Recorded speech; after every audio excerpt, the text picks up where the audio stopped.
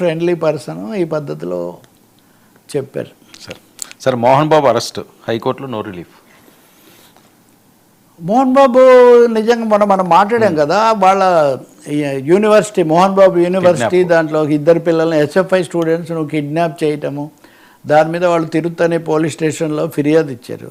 మోహన్ బాబు ఆ చేసినటువంటి సతీష్ కుమార్ ఆయనతో మాట్లాడాడు, వినోద్ కుమార్ అని, తర్వాత ఇంకొక అతను అక్బర్ అనుకుంటా, వాళ్ళిద్దరిని వీళ్ళ తరఫున వేరే వాళ్ళు ఇచ్చారు. వాళ్ళని పట్టుకున్నారు, పోలీసులే పట్టుకున్నారు.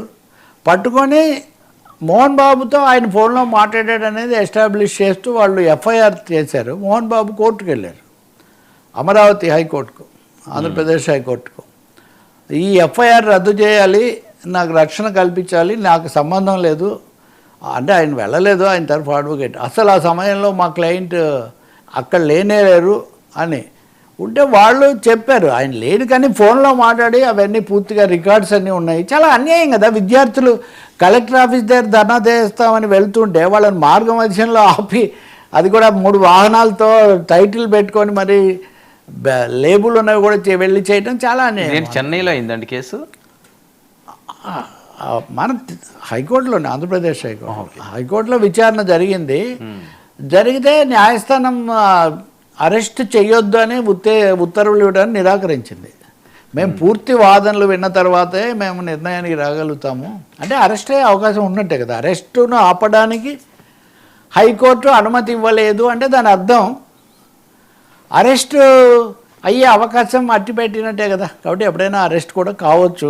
ఈ లోపల ఆయన మళ్ళీ పైకోర్టుకు వెళ్తాడేమో తెలియదు, కానీ చాలా స్పష్టమైన ఆధారాలు మా దగ్గర ఉన్నాయి. అసలు వీళ్ళందరినీ ఎప్పుడు మెయింటైన్ చేస్తున్నారు, బౌన్సర్లను లేకపోతే వీళ్ళను మెయింటైన్ చేయడం ఏంటంటే విద్యార్థుల దగ్గర రక్షణ కోసం వేరే విధమైన ఏర్పాట్లు, ప్రతి వాళ్ళకు సెక్యూరిటీ టీం ఉంటుంది, అది వేరు. కానీ బౌన్సర్లను ప్రయోగించడము, వాళ్ళు వెంటాడి అరెస్ట్ చేయడము, ఏదో అప్లోడ్ చేసినట్టు, ఇదంతా అది కూడా విద్యార్థుల కోసం ప్రశ్నించినందుకు. కాబట్టి తప్పకుండా దీని మీద చాలా తీవ్ర నిరసన వచ్చింది. రాజకీయ పక్షాలు కానీ సంఘాలు కానీ తీవ్రంగా నిరసించాయి. ఈ విషయం మీద మీడియాలో చర్చ వచ్చినప్పుడు ఎక్కువ మంది ఏమో కొంతమంది చర్చించలేదు, కొంతమంది చర్చించారు, వాళ్ళ ఇష్టం అనుకోండి. ఒక మీడియా వాళ్ళు కనుక ఫోన్ చేస్తే అప్పుడు ఆయన విష్ణు, నేను చూసిన మేరకు ఆయన ఎత్తుకొని నేను అన్నం తింటున్నాను, మీరు ఎప్పుడంటే అప్పుడు చేస్తారా, అది ఇది, అసలు మీరు you should know this that అని చెప్తున్నాడు. మీరు ఫోన్ ఎత్తకుండా ఉంటే ఏ సమస్య. నేను చెప్పేది ఏమంటే ప్రిన్సిపల్ ఒకటి ఉంటుంది, నేను మీకు ఫోన్ చేస్తాను, మీకు నా కుదరకపోతే మీరు ఎత్తకుండా ఉండొచ్చు, పదే చేస్తే స్విచ్ ఆఫ్ కూడా ఒక 2 నిమిషాలు చేసుకోవచ్చు, లేకపోతే వేరే వాళ్ళకి ఇచ్చి మీరు చెప్పించవచ్చు. ఫోన్ ఎత్తి అసలు దాని మీద ఏం జవాబు చెప్పకుండా వీళ్ళ మీద విరుచుకుపడితే వాళ్ళు దాని మీద, ఇక్కడ కూర్చున్న ఆయన కూడా కొంచెం తెలిసిన మిత్రుడే, కొంచెం సీనియర్ కూడా, ఈయన కూడా దాని మీద సీరియస్గానే రియాక్ట్ అయ్యారు. అంటే ఇదంతా పెంచుకునే విధంగా ఉంది, కానీ ఇంకా పొరపాటు ఏదో జరిగింది విద్యార్థులు అయితే విద్యాసంస్థలు లేవండి. విద్యాసంస్థలు, ప్రైవేట్ విద్యాసంస్థలు, ఇప్పుడు పీపీపీలు ప్రైవేట్లో వచ్చాక, ఇప్పుడు ఉదయం నేను వస్తుంటే అక్కడెక్కడో ఒక ప్రైవేట్ స్కూల్లో, కార్పొరేట్ స్కూల్, అది పెద్ద అగ్ని ప్రమాదం. మున్సిపల్ ఎన్నికలు జరుగుతున్నాయి కాబట్టి తెలంగాణలో ఎవరు అక్కడ లేరు కాబట్టి ఇదైంది, కానీ బట్ అదర్వైజ్ అగ్ని ప్రమాదం అది ఇరుగ్గా ఉంది, రావడం లేదు ఇదంతా. కాబట్టి ప్రైవేట్ స్కూల్స్ సరే వీళ్ళది పెద్దది, చాలా విశాలమైంది, అవన్నీ ఒప్పుకుందాం, కానీ తప్పకుండా కిడ్నాప్ చేయడం ఓ తప్పు, సమర్థించుకోవడం, ఎదురుదాడి చేయడం, ఇవన్నీ పొరపాటు దిద్దుకోవాలి. ఆ విద్యార్థులకు సారీ చెప్పాలి, భవిష్యత్తులో ఇటువంటివి లేకుండా చూడాలి. మూడవది, ప్రభుత్వాలు ఎందుకు ఉపేక్షిస్తున్నాయండి?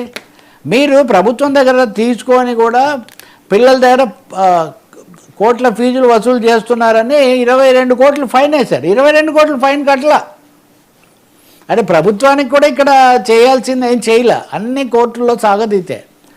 కాబట్టి ఖచ్చితంగా ఇది గుణపాఠం. మరి మోహన్ బాబు, విష్ణు అరెస్ట్ అవుతారా లేదా అన్నది భవిష్యత్తు మీద ఆధారపడి ఉంటుంది. వాళ్ళు దాని మీద జాగ్రత్త తీసుకొని ఇలాంటి పొరపాట్లకు అవకాశం లేకుండా దిద్దుకుంటే సార్ చాలా బాగుంటుంది. సార్ మున్సిపల్స్, బీఆర్ఎస్ బీజేపీ భవిత